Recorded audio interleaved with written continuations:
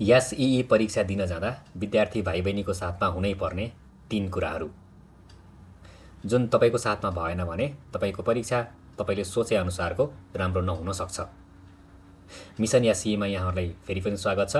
यदि तपाईँ यो भिडियो विद्यार्थीले हेर्नुहुन्छ भने पक्कै पनि यस भिडियोमा भनिएका कुराहरूमा विचार पुर्याउनुहोला र कुनै पनि दिन यी कुराहरू चाहिँ साथमा राख्न नछुटाउनुहोला। यदि अभिभावकले हेर्नु भइराख्नु भएको छ भने आफ्नो विद्यार्थी छोराछोरी साथी भाइ बहिनीलाई पनि यी कुराहरूको बारेमा सम्झना गराइदिनुहोला, जानकारी गराइदिनुहोला, ताकि उहाँहरूले सम्भावित समस्यासँग जुधिरहन नपरोस् र परीक्षा सोचे जस्तरी राम्रो गर्न सकोस्। भिडियो सुरु गरौँ।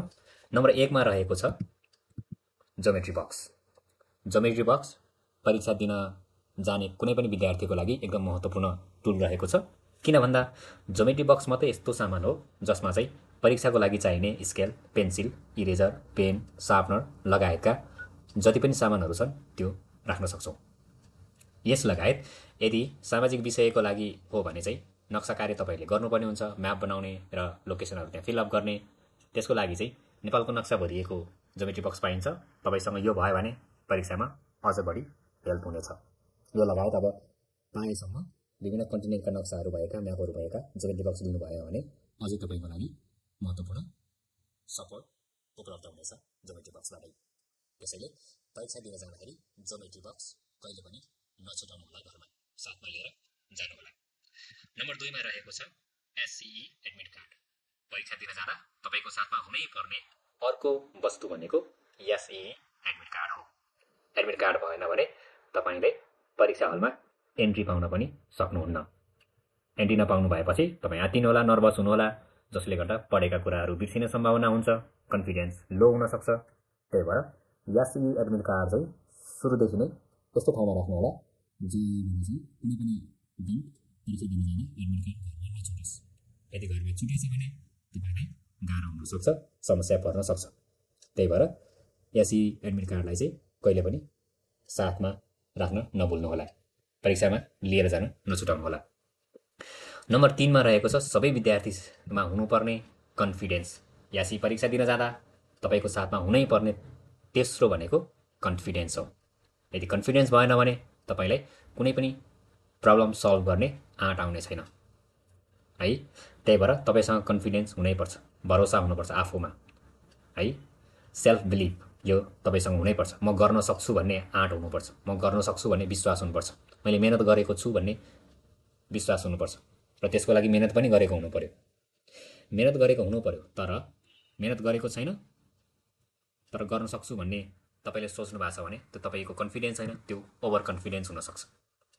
बट तपाईँलाई थाहै छ confidence builds, over confidence kills. Over कन्फिडेन्सले राम्रो गर्दैन जिन्दगीमा। त्यही भएर तपाईँसँग कन्फिडेन्स राख्नुहोला, तर ओभर कन्फिडेन्स राखेर चाहिँ कहिले पनि परीक्षा हलमा नजानुहोला। ओभर कन्फिडेन्सले तपाईँको परीक्षा सोचे जस्तो बनाउन तपाईँलाई हेल्प नगर्न सक्छ। त्यही भएर यो कुरामा ध्यान दिनुहोला। अब कन्फिडेन्स किन चाहिन्छ भन्दा confidence is a powerful tool that can be use to face any kind of challenges. परीक्षा पनि एउटा च्यालेन्ज नै त हो होइन। परीक्षा पनि एउटा च्यालेन्ज हो, किनभने त्यहाँ विभिन्न भेरियस टाइप्स अफ प्रब्लमहरू हल गर्नुपर्ने हुन्छ, सल्भ गर्नुपर्ने हुन्छ। अब यस्तो प्रब्लमहरू सल्भ गर्दाखेरि तपाईँमा कन्फिडेन्स हुनु पऱ्यो, म गर्न सक्छु भन्ने विश्वास तपाईँमा हुनु पऱ्यो। त्यही अनुसार चाहिँ तपाईँले त्यहाँ एक्ट गर्नु पऱ्यो एक्जाममा।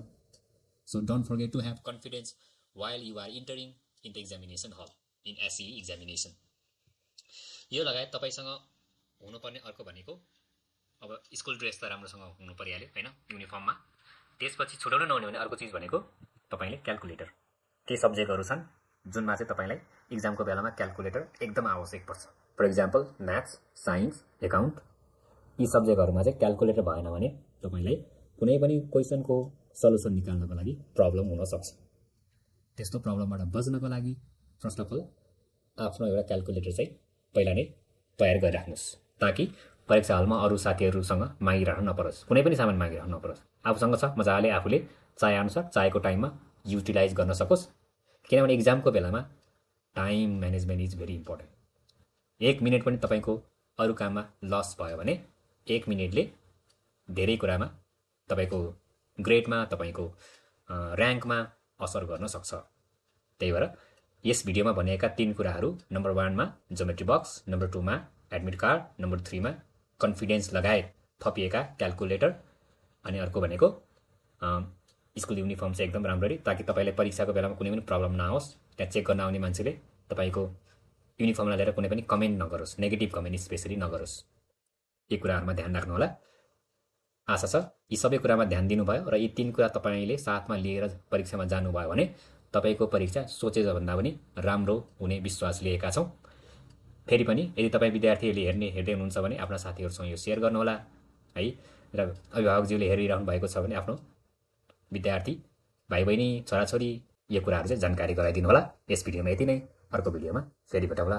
हस्त, धन्यवाद।